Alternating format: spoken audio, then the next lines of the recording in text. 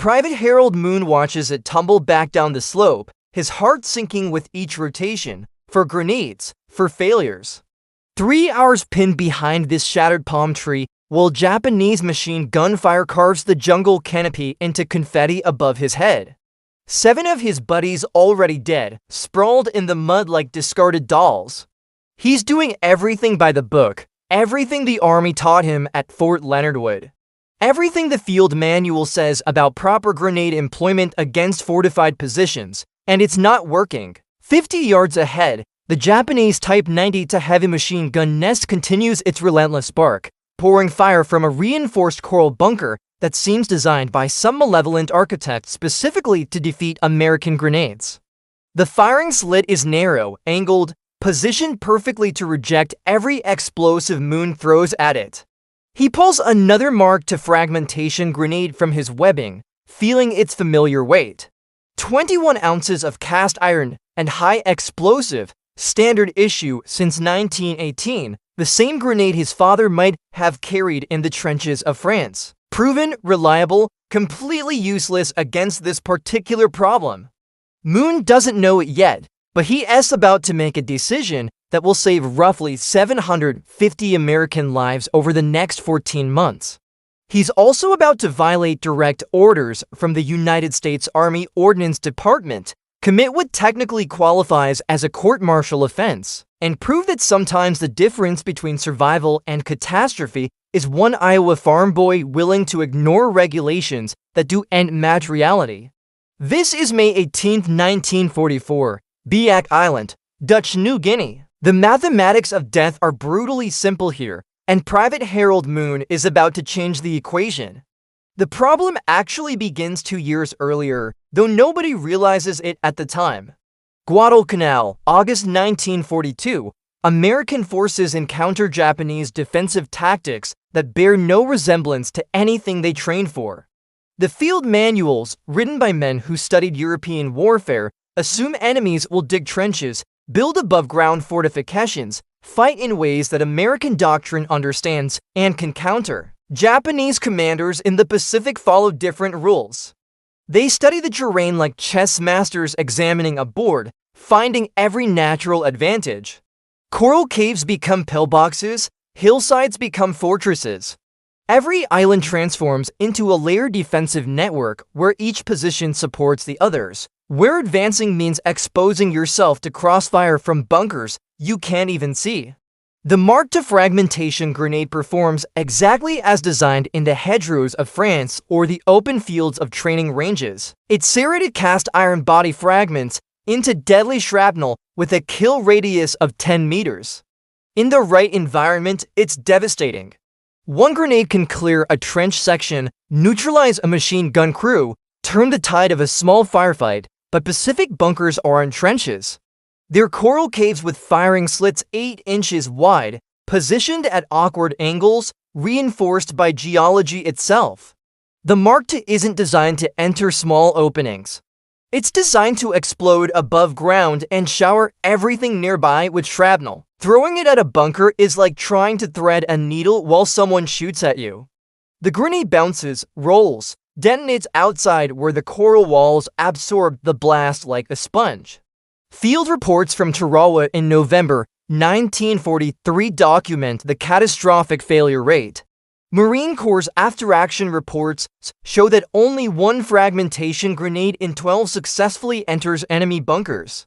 11 out of 12 bounce off, roll away, explode harmlessly while giving Japanese defenders time to kill the Americans who threw them. The United States Army Ordnance Department responds with the institutional equivalent of throwing more grenades at the problem. They develop special grenade-launching rifles. They design longer fuses to give soldiers more throwing time. They create elaborate training courses teaching proper angles and trajectories. Officers spend hours with protractors and geometry, calculating optimal throwing positions. None of it addresses the fundamental issue. The Mark II is the wrong tool for the job.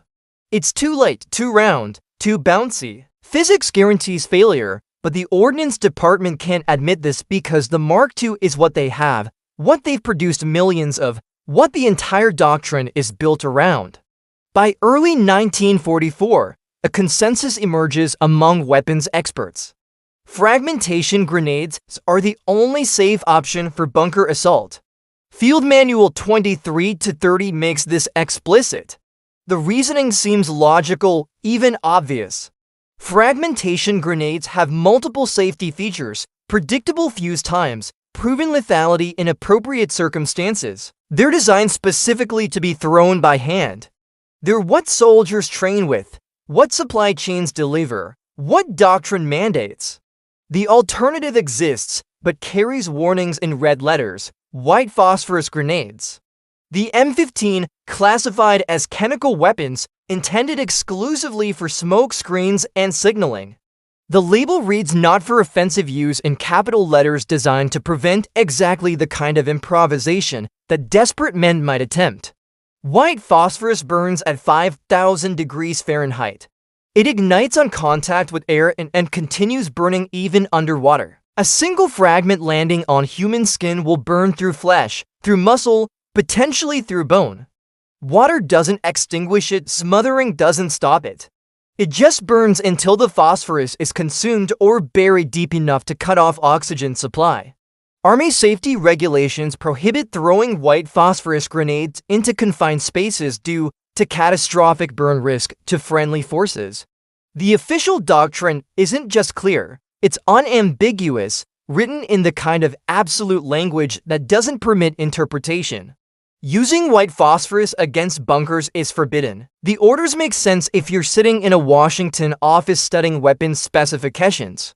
They make less sense if you're Harold Moon, lying in Biak Island mud, watching your fourth grenade fail while machine gun fire tears apart the jungle around you. The stakes escalate with every island. WWII line in February 1944 costs $372 American casualties. In Utah in March adds 339 more. The casualty reports stack up like cordwood on desks in Washington and Pearl Harbor.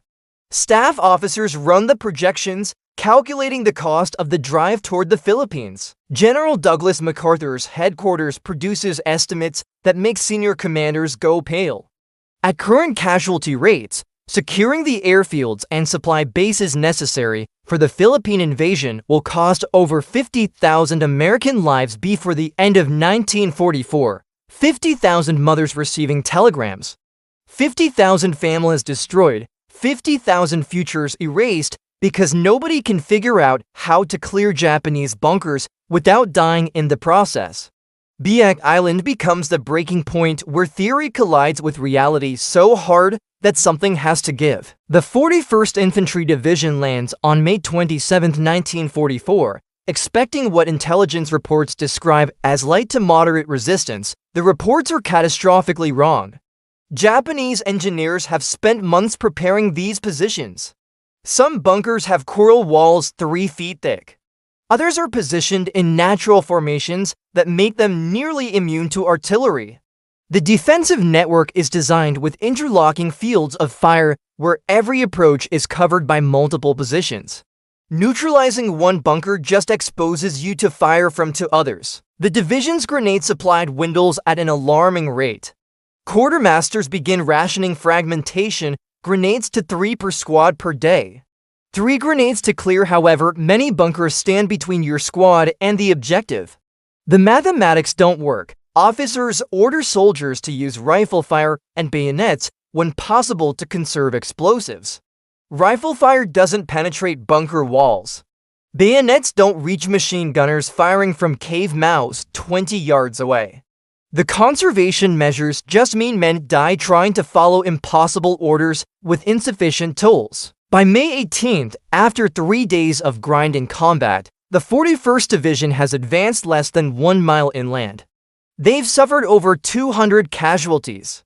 Medical corpsmen are running low on morphine and plasma. Supply lines are stretched, morale is fracturing. And Private Harold Moon is lying behind that shattered palm tree, watching his 4th grenade fail, beginning to understand that something fundamental is broken in how the Army approaches this problem. Harold Moon is exactly nobody's idea of a tactical innovator or military genius. Born in 1922 in Grundy County, Iowa, Moon grows up on a dairy farm where the biggest decisions involve crop rotation and when to bring the herd in from pasture. He drops out of high school after 10th grade because his father needs help with the farm and because the abstract algebra and Latin conjugations they were teaching seem disconnected from any reality Moon can identify. His world is concrete, physical, governed by the practical physics of farm labor. You learn to judge weight by lifting hay bales. You understand trajectories by throwing tools to your father across the barn. You develop an intuitive sense of how objects move through space because getting it wrong means breaking something or getting hurt. Moon has no engineering training, no weapons expertise, no tactical education beyond the 13 weeks of basic training at Fort Leonard Wood. His service record lists him as average in marksmanship and satisfactory in grenade throwing. These are not the descriptors attached to men who revolutionize warfare. His draft notice arrives in January 1943, pulling him from the familiar rhythms of farm life into a bewildering new world of military bureaucracy and deregimentation. Basic training is a blur of drill sergeants, obstacle courses, and field manuals. Moon absorbs what he can, follows orders, tries not to attract attention. He's assigned to Company E, 163rd Infantry Regiment, 41st Infantry Division as a replacement rifleman.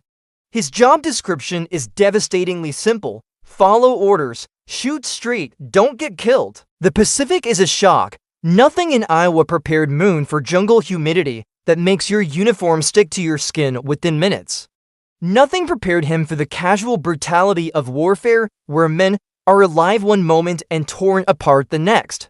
Nothing prepared him for the specific terror of being pinned down by machine gun fire with inadequate tools to solve the problem. But Moon has one skill that doesn't appear in any Army manual or service record evaluation. He understands physics through intuition rather than equations. Growing up on the farm, he learned to calculate angles without consciously thinking about trigonometry. He knows how different weights move differently through air. He can judge the trajectory of a thrown object with the kind of unconscious precision that comes from thousands of repetitions. On May 18th, as Moon lies in the dirt with his ears ringing from the latest failed grenade explosion, he watches his platoon sergeant throw another Mark II at the Japanese bunker. The grenade hits the coral wall, bounces back, rolls down the slope, detonates harmlessly 30 yards away from the target. Moon sees the problem with sudden crystalline clarity. The Mark II is too light, too perfectly round, too bouncy. It's designed to fragment into shrapnel, not to penetrate openings. Throwing it at a bunker is fighting physics itself. The Army might as well be ordering soldiers to throw tennis balls at machine gun nests and expecting different results.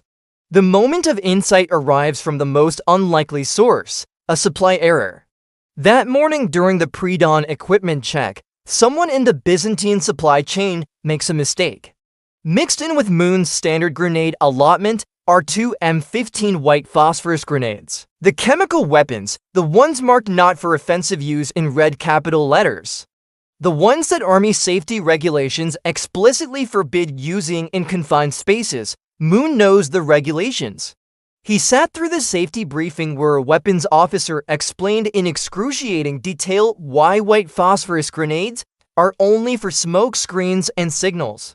He has seen the demonstration where they dropped a phosphorus fragment on a wooden board and watched it burn straight through. He understands that using these grenades offensively could result in a court-martial. But as Moon studies that Japanese bunker, as he watches another Mark to bounce harmlessly away, as he counts the bodies of his dead squadmates in the peripheral vision, he notices something that the weapons experts and doctrine writers apparently missed. The M15 white phosphorus grenade weighs nearly 2 pounds compared to the Mark II's 21 ounces. It's heavier, more stable in flight, less likely to bounce. The fuse is shorter too, only for seconds compared to the Mark II's 5 seconds. Less time for defenders to react, less opportunity for the grenade to roll away before detonation. And the white phosphorus itself has a property that fragmentation shrapnel doesn't. It burns, it fills enclosed spaces with choking smoke and unbearable heat. It doesn't need to hit anyone directly to make a bunker uninhabitable. Moon pulls one of the M15 grenades from his webbing, weighing it in his hand, feeling the difference. His platoon sergeant notices the distinctive shape, the warning labels. Moon, what the hell are you doing? Those are smoke grenades. They're heavier, Moon says, his voice flat. They won't bounce. That's not what they're for. Put it back. Moon looks at the bunker. He looks at the bodies of men he ate breakfast with 6 hours ago. He looks at his remaining squadmates, pinned down, helpless, dying one by one because the approved method doesn't work. He makes a decision that will either save his platoon or destroy his military career. He pulls the pin. Moon's first throw is perfect in a way that feels almost predestined. The M15 grenade arcs through the humid air, heavier and more stable than the fragmentation grenades he's been throwing. It doesn't wobble or curve unexpectedly. The extra weight gives it momentum that carries through wind resistance. It drops toward the bunker's firing slit with the inevitability of a stone falling into a well. Moon counts 1001, 1002, 1003. The bunker erupts, but not with the sharp crack of a fragmentation explosion. This is different, worse. Thick white smoke billows from every opening like the bunker is exhaling its last breath. The temperature inside spikes to 5,000 degrees Fahrenheit in seconds. The phosphorus ignites everything it touches. Wood supports, ammunition boxes, human flesh. The Japanese machine gun falls silent. Moon's platoon sergeant stares in disbelief, his mouth hanging open. Did that just work? 70 yards to the left, another bunker opens fire, trying to provide covering fire for the destroyed position. Moon doesn't hesitate. He grabs his second M15 grenade, calculates the angle with the same unconscious precision he used throwing hay bales on his father's farm, and throws. Another perfect entry, another eruption of white smoke and chemical fire. Another silenced gun. Get me more of those, Moon tells the sergeant, his voice steady despite the adrenaline flooding his system. Those are smoke grenades, Private. We don't use them for, get me more. The platoon advances for the first time in 3 hours. Moon moves from bunker to bunker with methodical efficiency. The heavier M15 grenades are easier to control. The shorter fuse gives defenders less time to react. And the white phosphorus creates conditions inside the bunkers that make defense impossible. Burning chemical smoke that water can't extinguish. Heat that makes steel too hot to touch, an atmosphere that sears lungs with every breath. By noon, Moon has cleared 8 bunkers. His company advances for 100 yards, the fastest progress since the landing 3 days ago. The bodies of Japanese defenders are pulled from the positions, their faces frozen in expressions of terror and agony. Some died from the phosphorus burns, others suffocated from the smoke. All of them died because Moon decided that saving American lives mattered more than following regulations written by men who had never faced a coral bunker. Word spreads through the battalion with the speed of jungle telegraph that crazy private in Easy Company is using white phosphorus grenades on bunkers, and it's working. Captain James Winters, Moon's company commander, confronts him during a brief lull in the fighting. Winters is West Point, class of 1939, trained in doctrine and regulations and proper military procedure. He has the field manual open, pointing to the specific paragraph that Moon is violating. Private, this is explicitly forbidden. White phosphorus grenades are chemical weapons. They're for smoke screens and signals only. Using them offensively violates the Geneva Convention and about 6 different Army regulations. You understand that? Moon gestures toward the battlefield, where medics are loading wounded men onto stretchers, where bodies are being collected for burial detail, where survivors huddle in shell craters, wondering if they'll live to see sunset. How many of those guys would be walking if ID kept using the Mark IIs that do end work, sir? That's not the point. That is exactly the point, sir. With all due respect, this could be a court-martial offense. Then court-martial me after we take this island. Right now, I've got more bunkers to clear. Winters closes the manual slowly. He stares at Moon for a long moment. This farm kid from Iowa who somehow saw through decades of military doctrine to the core problem underneath. Winters is facing the oldest dilemma in military leadership, choosing between following regulations and accomplishing the mission. Between protecting his career and protecting his men. He makes a decision that will define the rest of his service. I didn't see anything. But if you get yourself killed doing this, I'm not writing a letter to your mother explaining you died violating direct orders. Clear, sir.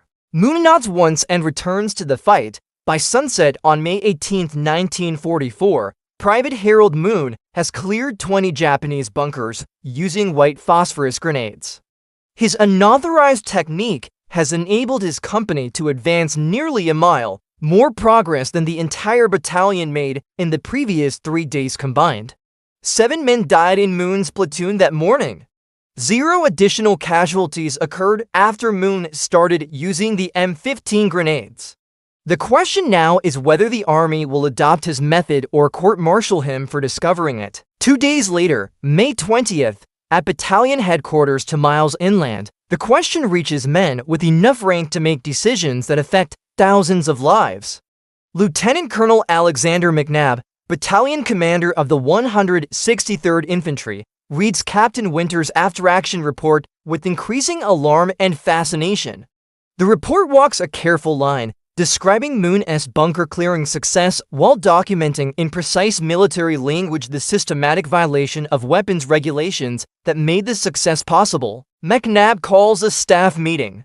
The battalion's officers crowd into a command tent that smells of mildew, sweat, and the peculiar tension that comes from men realizing they might have to choose between doctrine and reality. Company commanders attend. Weapons officers, the battalion surgeon. Staff sergeants who've been fighting in the Pacific since Guadalcanal. Men with enough combat experience to recognize both the potential and the danger in what Moon has done. Captain Winters presents the results with clinical precision. 20 bunkers cleared in 1 day. 0 American casualties during those assaults. 400 yards of advance enabled. Grenade expenditure reduced by 95%. The numbers are undeniable, laid out in neat columns that transform battlefield chaos into bureaucratic clarity. Then Major Robert Thornton stands up, and the room's temperature seems to drop. Thornton is Career Ordnance Corps, a graduate of Aberdeen Proving Ground Weapons School. He's spent 15 years studying military explosives, understanding their chemistry and physics, writing the safety regulations that men like Moon are now violating. His voice rises with each sentence, carrying the indignation of an expert watching an amateur dismantle his life's work. This is insanity, absolute insanity. White phosphorus grenades are not designed for offensive use. They're chemical weapons with unpredictable effects in confined spaces. We have regulations against this for very good reasons. Reasons written in the blood of men who died learning these lessons. Winters responds with the calm of someone who's already made his peace with the choice. Then we need better throwing techniques. Thornton slams his hand on the map table hard enough to make the coffee cups jump. It burns through skin, through muscle, through bone. It can't be extinguished with water. We're talking about catastrophic burns that modern medicine can barely treat. Winters interrupts, his voice hardening. Moon's technique works. The proof is in the casualty reports. The room erupts into overlapping arguments. Officers shout over each other, decades of training and doctrine colliding with 3 days of battlefield reality. Some support Winters. They've seen the bunker problem firsthand, watched men die following procedures that don't match the tactical situation. Others side with Thornton. Regulations exist for safety reasons, and one private's success as end justify abandoning established doctrine built on years of weapons testing and battlefield experience. McNabb lets them argue for 5 minutes. Sometimes you learn more from listening to a debate than from reading a report. Then he raises his hand for silence. His uniform is torn, his hands are scratched from crawling through jungle undergrowth, and he smells like he hasn't bathed in a week because he hasn't. He's certainly never been surrounded by this many officers, all staring at him like he is either a war criminal or a tactical genius, and nobody is quite sure which. McNabb doesn't waste time with pleasantries. Private, Major Thornton tells me you're using white phosphorus grenades offensively. Is that correct? Yes, sir. Yes, sir. Moon considers his answer carefully. He's a farm kid from Iowa with a 10th grade education, standing in front of a lieutenant colonel. But he's also watched men die for 3 days because nobody questioned whether the regulations made sense. Sir, the Mark II grenades don't work against these bunkers. The M15s are heavier, and the white phosphorus makes the bunkers uninhabitable even if the grenade doesn't kill everyone inside immediately. It works, Thornton interrupts, unable to contain himself. I'm careful about angles, Moon says, his voice flat and certain. And I've been doing this for 2 days now without any friendly casualties. Major, how many casualties has this battalion suffered clearing bunkers since we landed? Thornton consults his notes, his face reddening. 47 killed or wounded, sir. And how many casualties has Private Moon's technique caused? The kind of silence that answers questions more effectively than words. McNabb turns to Moon. Show me. They move to a captured Japanese position half a mile away. The bunker is abandoned now, its former defenders dead or fled, but the structure remains intact. Moon demonstrates his technique with the methodical precision of someone who has repeated an action until it has become instinct. He explains the physics without using words like trajectory or ballistic coefficient. He talks about weight and angles and timing in the plain language of someone who understands concepts through experience rather than equations. He throws 3 M15 grenades at different firing slits, each one entering perfectly through narrow openings that fragmentation grenades consistently miss. McNabb watches in silence, his face unreadable.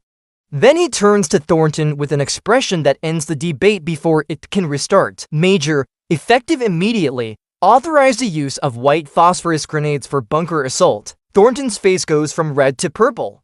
Sir, this violates Ordnance Department regulations. When they find out, then the Ordnance Department can court-martial me. We have an island to take, and I'm not losing more men following regulations that get them killed. Meeting dismissed, the results are immediate and dramatic in a way that makes staff officers scramble to document the transformation. Within 24 hours, every rifle company in the 163rd Infantry Regiment receives supplemental supplies of M15 white phosphorus grenades. Supply sergeants who've spent the war treating white phosphorus as specialty equipment suddenly find themselves distributing it like standard ammunition. Moon spends May 21st moving between companies, demonstrating his technique to squad leaders who've been fighting in the Pacific for months or years. Some approach him with skepticism, wondering why they should learn tactics from a private with less than a year of combat experience. That skepticism evaporates the first time they watch Moon drop a grenade through an 8-inch firing slit from 30 yards away while machine gun fire kicks up dirt around his feet. The training is simple because the best innovations usually are. I take cover for seconds. Moon doesn't use technical language or complex tactical terminology, and somehow that makes more sense to the soldiers than all the field manual diagrams and trajectory calculations. The battalion's casualty rate drops by 73% over the next week. Staff officers compile the statistics with growing amazement. Before Moon's technique, the 163rd Infantry averaged 6 points for casualties per bunker eliminated. And most of those casualties come from enemy fire during the approach to the bunker, not from the assault itself. Soldiers talk. Word travels through foxholes and supply lines, carried by men who've seen friends die and are desperate for any advantage. By May 25th, companies in the 162nd and 186th Infantry Regiments are requesting white phosphorus grenades for bunker work, even though official doctrine hasn't been updated. Staff officers scramble to document the change in after-action reports without explicitly admitting that a private solved a problem that had stumped weapons experts for 2 years. A diary recovered from a dead Japanese officer, Lieutenant Takeshi Yamamoto, describes the new American tactics with alarm that bleeds through the formal military language. The entry is dated May 24, 1944. The white smoke fills the tunnels and makes breathing impossible. The heat is unbearable. Men cannot stay at their posts even when ordered. Another captured document, a situation report from Colonel Kuzum to his superiors, requests reinforcements with the desperate tone of a commander watching his defensive strategy collapse. Request immediate reinforcements and new defensive tactics. American forces have developed effective countermeasures to our fortified positions. They use burning chemical grenades that penetrate our firing slits and force evacuation. We cannot hold positions under this assault. Recommend withdrawal to deeper cave systems or abandonment of forward positions. Japanese defenders who've spent months fortifying these positions, who've weathered artillery bombardment and small arms fire, suddenly find their strongest defenses turned into death traps. The coral walls that protected them from fragmentation grenades now trap them inside with burning chemical smoke that offers only two choices: suffocate or retreat. Morale in the Japanese garrison begins to fracture. Soldiers who might have fought to the death in their bunkers instead retreat to deeper caves or abandon positions entirely. The Americans advance not just because they can clear bunkers more efficiently, but because Japanese defenders increasingly refuse to stay in bunkers that have become phosphorus ovens. June 2, 1944, the assault on Mokmar airfield. The airfield is strategically critical. Whoever controls it controls air superiority over Western New Guinea, which means controlling the next phase of MacArthur's advance toward the Philippines. Colonel Kuzum has ringed the airfield with 68 fortified bunkers, creating overlapping fields of fire that turn the approaches into a kill zone. The defensive network is designed with mathematical precision. Each bunker covers the blind spots of two others. The 163rd Infantry Regiment draws the assault mission. Moon is now a squad leader, a battlefield promotion after his bunker-clearing success. His squad includes 8 men, all trained in his white phosphorus technique, all eager to test it against the most heavily defended objective on the island. The attack begins at 06:00 hours with an artillery barrage that tears the jungle apart but barely scratches the coral bunkers. Moon's company advances across open ground toward the airfield perimeter through artillery smoke that provides concealment, but not protection. Japanese machine guns open fire from concealed positions, their tracers drawing glowing lines through the morning haze. The company takes cover in shell craters and behind wrecked equipment. Moon identifies 3 bunkers, creating a crossfire that pins down his entire platoon, classic Japanese defensive design. The bunkers are positioned to support each other, making it nearly impossible to assault one without exposing yourself to fire from the others. Moon signals his squad to follow him. They move in fire and maneuver bounds that would look textbook perfect to an infantry school instructor. One fire team provides suppression while the other advances, leapfrogging forward through terrain that offers minimal cover, using speed and surprise to close the distance. Moon reaches a position 30 yards from the first bunker, close enough to hear the machine gun's mechanical stutter, close enough to see the brass shell casings ejecting from the firing slit. He pulls an M15 grenade from his webbing, checks the angle with unconscious precision, and throws. The grenade arcs through the air with the inevitability of physics. It enters the firing slit cleanly, disappearing into the coral darkness. For seconds later, white smoke erupts from every opening like the bunker is exhaling its death. The machine gun falls silent. Moon's squad advances without hesitation. The second bunker is more difficult. The firing slit is smaller, positioned at an awkward upward angle that requires Moon to expose himself completely to get the proper throwing position. He rises from cover while bullets snap past his head, their passage marked by supersonic cracks that sound like the air itself is tearing. Moon doesn't flinch. He calculates the trajectory with the same focus he'd use throwing a tool to his father across a barn, and throws. Another perfect entry, another silenced gun. The third bunker is positioned to cover the approaches to the first two, a classic defensive arrangement. But with those supporting positions eliminated, Moon can approach from an angle that gives him a clear throw. He uses two M15 grenades, one through the main firing slit, another through a ventilation opening barely 6 inches wide. The bunker erupts in white smoke and chemical fire, and suddenly the crossfire is broken. Moon's squad has cleared 3 mutually supporting bunkers in 11 minutes. Before his technique, that same task would have taken hours and caused multiple casualties. His squad has suffered 0 losses. Across the battlefield, other squads employ the same tactics with similar results. The 163rd Infantry clears the airfield perimeter by 1400 hours, 8 hours for an objective that staff officers estimated would take 3 days of sustained combat. American casualties, 19 wounded, 3 killed. Japanese casualties, over 400 dead, the survivors retreating into deeper cave systems or surrendering, which is nearly unheard of among Japanese forces in 1944. This statistical analysis compiled in the July 1940 for After Action report provides comprehensive data that even skeptics can't dismiss.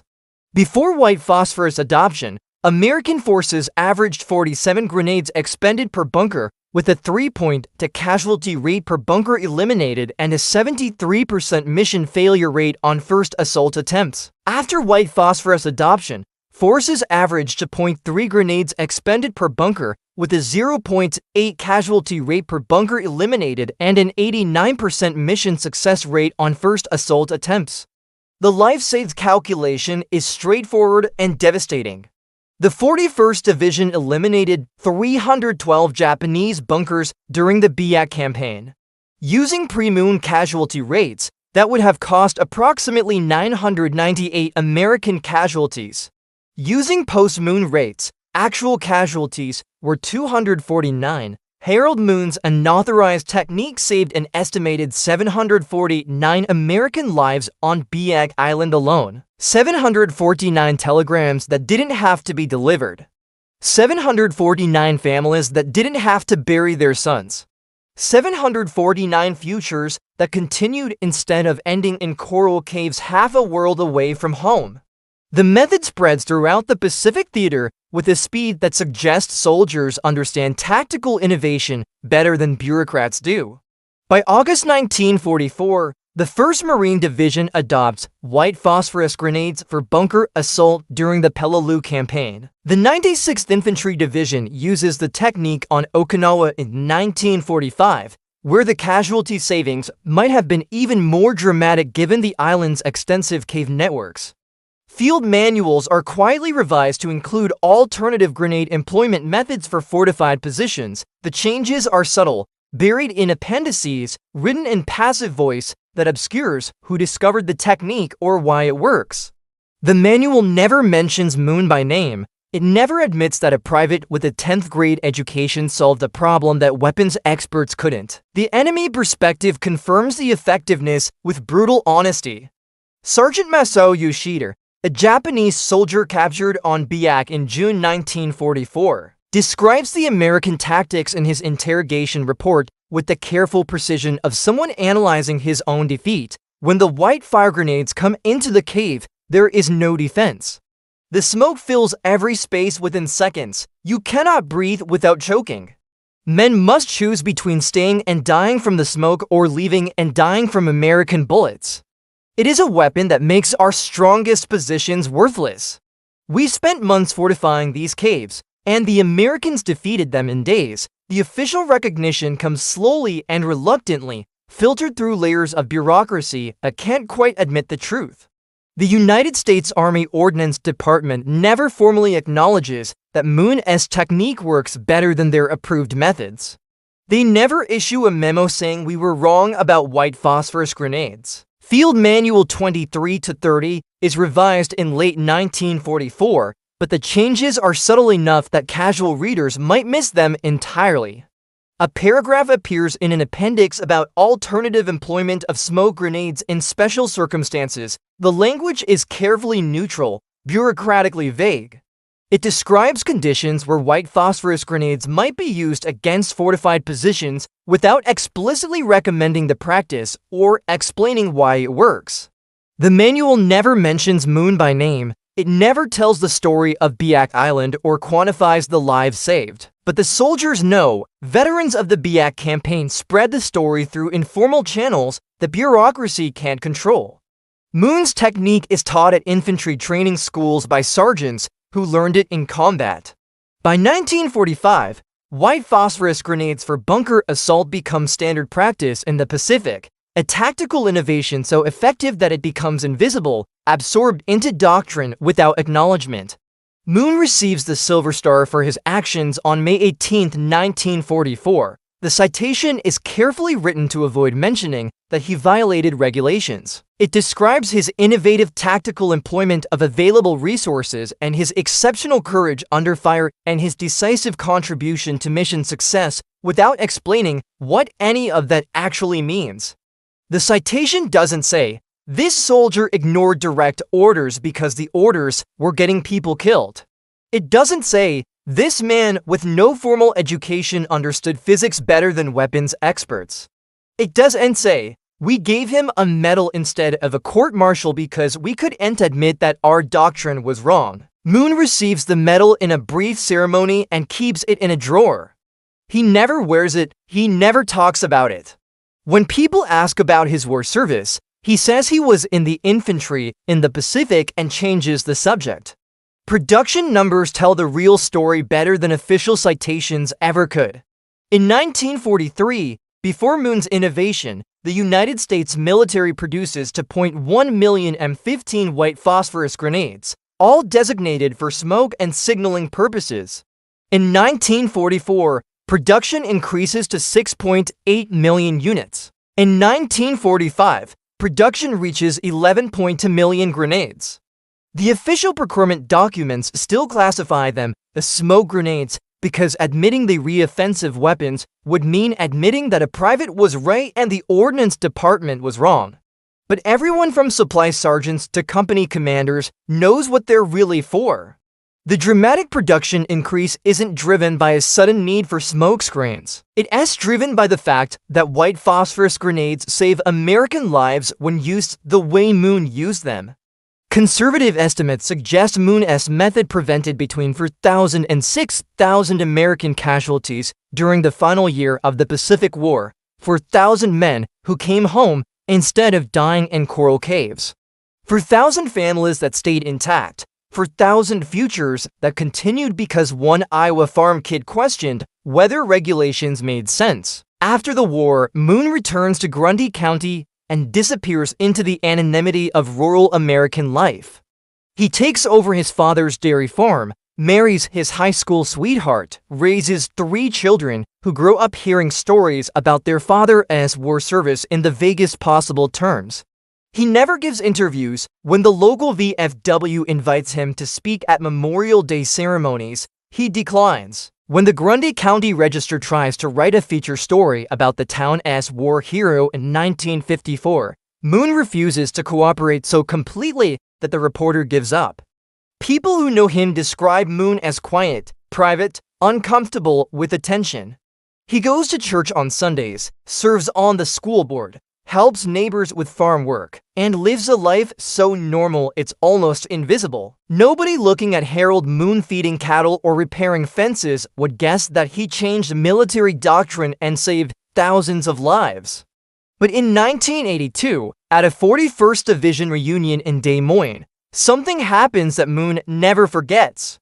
An elderly man approaches him during the social hour, tears already streaming down his face. The man introduces himself, the son of Captain James Winters, Moon's company commander, who defended his unauthorized tactics against higher authority. "My father died 3 years ago," the man says, his voice breaking. "But before he passed, he told me to find you if I ever could. He wanted you to know something." Moon listens, uncomfortable with emotion, with attention, with being singled out. He kept a list. The man continues, every man in Easy Company who survived the war.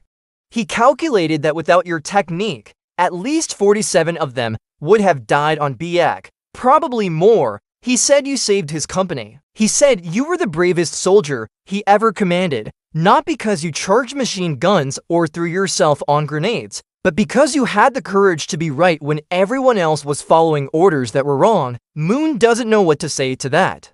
He's never thought of himself as brave. He just saw a problem and found a solution using tools nobody else thought to use. The fact that solving the problem required violating regulations never seemed as important as the fact that men were dying. They talk for an hour. The man tells Moon about his father's post-war life, how Winters became a high school principal, how he taught his students that thinking for yourself was more important than following rules blindly. How he used Moon's story, without naming Moon, to illustrate that sometimes doing the right thing means having the courage to question authority. Moon dies in 1998 at age 76. His obituary in the Grundy County Register mentions his military service in one sentence. Harold served in the U.S. Army during World War II in the Pacific Theater. It doesn't mention the 20 bunkers, the 749 lives saved on Biak, the thousands more saved across the Pacific. It doesn't mention that he changed how the American military fights fortified positions. It doesn't mention that every time a modern soldier uses a white phosphorus grenade to clear a bunker, they re-employing a technique invented by a farm kid from Iowa who saw a problem and fixed it. But the lesson endures, encoded in modern military doctrine in ways that would surprise the man who inspired it. The United States Army's current leadership manual includes a case study titled Innovation Under Fire. It doesn't mention Moon by name, but the principle is clear and explicitly stated: regulations exist to serve the mission, not the other way around. When reality contradicts doctrine, reality is usually right. Leaders must have the wisdom to recognize when established procedures don't match the tactical situation and the courage to adapt. White phosphorus grenades remain in the U.S. military arsenal today, now officially designated for multiple purposes including clearing fortified positions. The M15 designation has been replaced by newer models with improved safety features and more consistent performance, but the concept Moon pioneered remains unchanged. Use the weight, heat, and smoke of white phosphorus to neutralize bunkers. It works today for the same reason it worked in 1944. Physics doesn't change just because doctrine says it should. Every time a soldier in Afghanistan or Iraq uses a white phosphorus grenade to clear a fortified position, they're benefiting from Harold Moon's unauthorized innovation. Most of them don't know his name. Most have never heard the story of Biak Island. But they're alive because Moon had the courage to question authority 70 years ago. The true measure of Moon's legacy isn't in medals or official recognition or after-action reports filed in Pentagon archives. It's in the thousands of soldiers who survived combat because someone was willing to challenge doctrine that didn't match reality. It's in the families who didn't receive telegrams because Moon found a better way. It's in the principle, now embedded in military culture, that innovation matters more than adherence to regulations written by people far from the battlefield. Harold Moon never wanted to be remembered as a hero. He just wanted his friends to come home alive. Sometimes that's what heroism looks like, not following orders, but having the wisdom to know when orders are wrong and the courage to do what is right instead. The lesson transcends military history. It applies to any situation where established doctrine conflicts with observable reality, where experts insist on procedures that don't work, where following regulations means accepting unnecessary failure or tragedy. Sometimes the most important innovations come from the people nobody expects, the ones without credentials, without authority, without permission. They come from people who see a problem clearly, understand what needs to be done, and have the courage to do it even when everyone says they're wrong. Harold Moon was that kind of person. An Iowa farm kid with a 10th grade education who understood physics through intuition, who saw that the approved method was killing people, and who found a better way using tools the experts said were wrong for the job. Because of him, thousands of Americans came home from the Pacific War. They had children who had children who had children. They built lives, created businesses, taught students, healed patients, wrote books, raised families.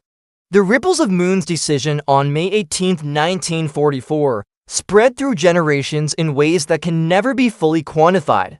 749 lives saved on Biak Island alone, thousands more across the Pacific. And all of it started because one soldier looked at a bunker, looked at the bodies of his friends, looked at the grenades he was supposed to use, and made a choice.